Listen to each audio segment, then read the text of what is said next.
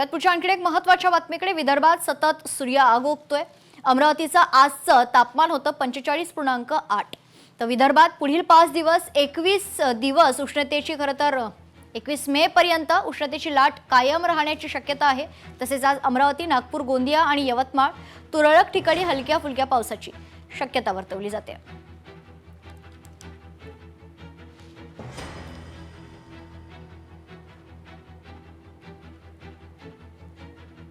पासून 3-4 दिवस विदर्भात कमाल तापमान 45 डिग्रीच्या आसपास राहील।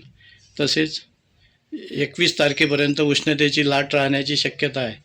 त्याचप्रमाणे आज दिनांक 17 रोजी अमरावतीसह विदर्भात तुरळक ठिकाणी हलक्या फुलक्या पावसाची गडगडाटासह शक्यता आहे। तसेच 23 तारखेला विदर्भात पुन्हा काही ठिकाणी पाऊस येण्याची शक्यता आहे। आग ओकतोय। अमरावतीमध्ये आजच्या तापमानाची नोंद 45.8 अंश सेल्सिअस करण्यात आलेली आहे। तर विदर्भात पुढील 5 दिवस उष्णतेची लाट कायम राहण्याची शक्यता आहे। अमरावती, नागपूर, गोंदिया आणि यवतमाळ मध्ये देखील पावसाची खरं तर शक्यता वर्तवली जात आहे।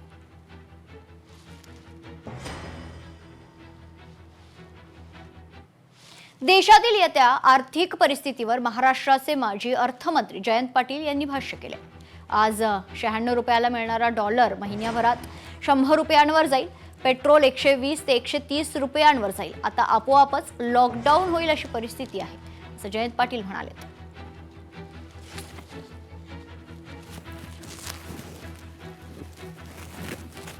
तर आज $1 96 मिळतोय, तो 100 रुपयाला मिळायला लागेल। आमचा हा तुमच्याशी वादा आहे, तुम्ही काही काळजी करू नका। पेट्रोल 120-130 रुपयाला जाईल। की पंतप्रधानांनी जी घोषणा केलेली आहे त्याविषयी कुणी काही थट्टा करू नका। थट्टा कोणीच करत नाही। एकदा लॉकडाऊन झाला कोरोनाच्या वेळी, आता आपोआपच लॉकडाऊन करायची व्यवस्था होते का काय याची मला भीती वाटायला लागली। लोकशाही मराठी ऐका, पहा, जागरूक रहा।